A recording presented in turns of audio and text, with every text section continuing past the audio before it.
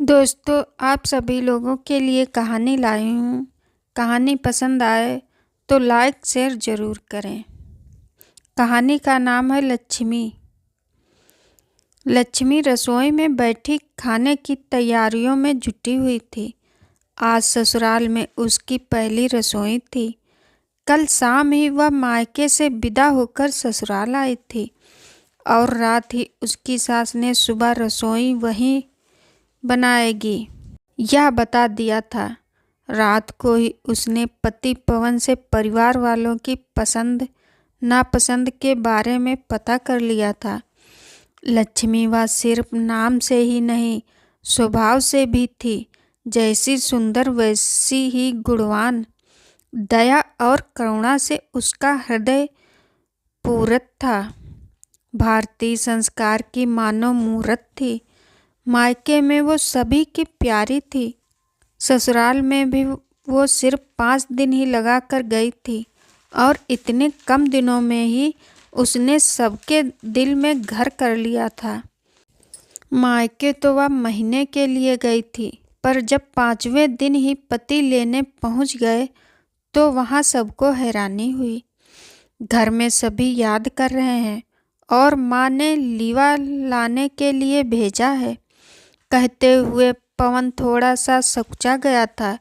लक्ष्मी के भाई बहन स्वभाव से सीधे सीधे जीजा की हंसी बनाने लगे और माँ बाप मुस्कुरा दिए। लक्ष्मी ने सुबह सुबह स्नान से निवृत्त होकर रसोई घर में पदार्पण किया और अपने काम में जुट गई। सबसे पहले उसने मीठे से शुरुआत की। बेसन का हलवा जो उसकी सास हर खुशी के अवसर पर बनाती थी और सभी को पसंद था। रसोई घर में एक खिड़की थी जो गली की तरफ खुलती थी। खिड़की से ठंडी ठंडी हवा अंदर आ रही थी, जिससे उसको गर्मी का एहसास कुछ कम हो गया। बाद में वह सब्जियां वगैरह काटने लगी। उसकी ननद जब मदद के लिए आई तो उसने उससे रसोई की आवश्यक सामग्रियों के बारे में पूछकर आग्रह कर वापस भेज दिया था। तभी उसे गली में कुछ औरतों के बात करने की आवाज़ आने लगी। कुछ देर बाद आवाज़ें नज़दीक आईं और लक्ष्मी को ऐसा महसूस हुआ कि वे शायद उसके ससुराल के बारे में ही चर्चा कर रही हैं और खिड़की के पास ही खड़ी हो गई। उसने थोड़ा उठकर आंचल को खींचकर निगाह मारी। वे 2 औरतें थीं, जिनमें एक उसकी सास की उम्र की लगभग 40-45 की अधेड़ औरत, दूसरी वृद्ध लगभग 60 वर्ष की रही होगी। उसके कानों ने अपनी मंजिल पर कदम रख दिया। अधेड़ावस्था वाली कह रही थी, अरे आजकल भलाई का जमाना कहाँ है। छोटे शहर व गांव देहात में बनैनी शब्द बनयात्री को कहते हैं। यहाँ ही देख लो, पवन की शादी में उसकी माँ को ही नहीं शामिल किया और हर जगह बनैनी ही मालिक बनी घूम रही थी। बहू भी ऐसी आई जो अपनी सास से मिली भी ना। 10-12 दिन हो गए शादी को। सास बिचारी तो नोहरे पशु बांधने का स्थान के एक कमरे में बंद पड़ी है। लक्ष्मी को कुछ समझ नहीं आया कि बनैनी कौन और उसकी सास कौन। वो और भी ध्यान से सुनने लगी। अब वृद्ध औरत बोल रही थी, बनैनी के तो भाग्य ही खुल गए। ऐसी सुंदर सुघड़ बहू है। पवन की और दहेज तो पूछो मत। घर भर गया। बनैनी का साक्षात लक्ष्मी है और उसका तो नाम भी लक्ष्मी है। अधेड़ औरत बोली, अभी दूसरी बार आई है और सुबह सुबह रसोई में लग गई। दोनों की निगाहें अब रसोई की तरफ थीं, पर सास को क्या सुख दिया। वृद्ध थोड़ा सहानुभूतिपूर्ण स्वर में बोली, अरे चाची, कैसी बातें करती हो। उसे तो बताया ही ना होगा कि उसकी सगी सास तो कोई और है, और बच्चे भी तो बनैनी के कहे में रहते हैं। मजाल है कोई उसकी बात टाल जाए, सगे हों या सौतेले। तभी लक्ष्मी का ध्यान टूटा। कढ़ाई में तेल धुआं छोड़ रहा था और उसका मन भी उन औरतों की बातों की धुंध से भर गया जो उसके लिए एक पहेली बनकर रह गई थी। औरतें तो बातें करते हुए चली गईं, लेकिन लक्ष्मी की जिज्ञासा को बढ़ा गईं। उसके मन में बहुत से प्रश्न थे जिनके उत्तर उसे ढूंढने थे। उसकी सास कौन है, बनैनी कौन है, उसके मायके वालों को भी ये जानकारी नहीं थी। उसे कुछ क्यों नहीं बताया गया। इन प्रदर्शनों के भंवर में डूबती उतरती लक्ष्मी ने खाना तैयार किया। अभी तक आपने सुना कि लक्ष्मी बहू बनकर ससुराल आई, तो ससुराल के बारे में उसे कुछ नई जानकारी मिली और वो उसके बारे में सोचने लगी। एक दिन की बात है, लक्ष्मी अपनी सास सीमा के पांव दबा रही थी तथा मन ही मन वह दुविधा में थी कि सुबह की बातचीत के बारे में पूछताछ करें या नहीं। लक्ष्मी पढ़ी लिखी व समझदार थी। परिस्थितियों को समझकर ही कोई कार्य करना चाहिए, यह वह जानती थी। जल्दबाजी में काम अक्सर बिगड़ जाते हैं और रिश्ते भी। अभी वह कुछ निश्चय ना कर पाई थी। पवन से बात करने का भी मौका उसे ना मिला था। तभी सीमा की आवाज़ ने उसका ध्यान भंग कर दिया। जाओ बहू, अब तुम भी सो लो। सुबह से काम में लगी थक गई होगी। जी माँ जी, कहते हुए लक्ष्मी खड़ी हो गई।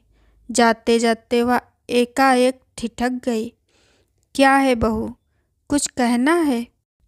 सीमा ने उसे रुकते देखकर पूछा। दूध लेके आऊं माँ जी? लक्ष्मी ने अपने मन पर काबू करते हुए पूछा। नहीं, बच्चों को दे देना और तुम भी पी लेना, जमुआई लेते हुए सीमा ने कहा। लक्ष्मी कमरे से बाहर आ गई। उसने निश्चय किया इस बारे में वह पवन से ही पूछेगी। कमरे में पवन उसका बेसब्री से इंतजार कर रहा था। उसने दूध का गिलास उसके हाथ में पकड़ा दिया और बैठ गई। वह फिर सोच में पड़ गई, पवन से बात करें या ना करें। अभी तो पवन से भी उसकी हिचक पूरी तरह ना खुली थी। स्वभाव के बारे में भी उसे ज़्यादा पता ना था। पवन जिन परिस्थितियों में पला बड़ा था वह कम ही बोलता था, सहज ही किसी से घुलता मिलता ना था। एक नया रिश्ता उसे अभी अभी मिला था, अतः वह बेहद प्रसन्न था। कल जब लक्ष्मी आई थी तब कितनी खुश दिख रही थी, पर आज शाम होते होते क्या हुआ जो अब इतनी गंभीर है।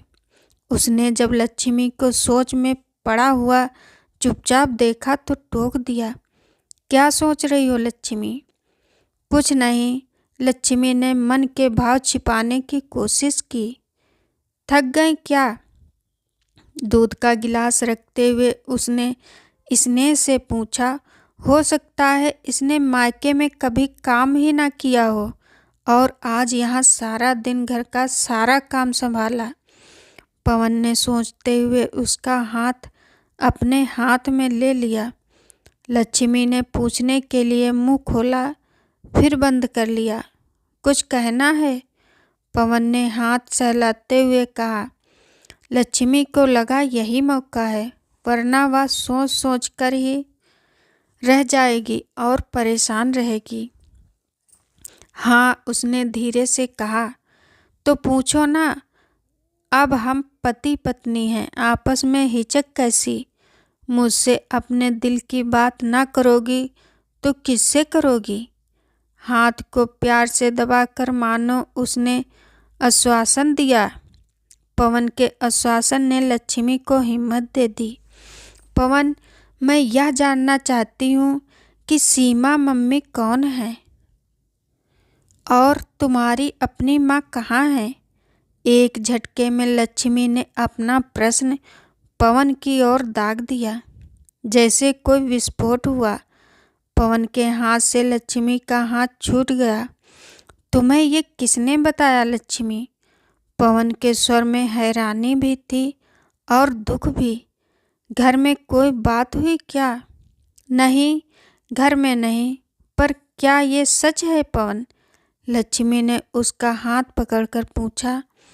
हाँ पवन, एकदम सहम सा गया।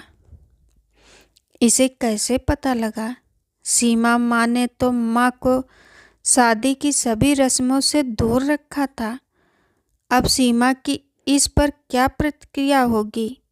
हमने तो यह बात इसके घर वालों से छिपाई थी। उसने कुछ घबराहट के साथ पूछा।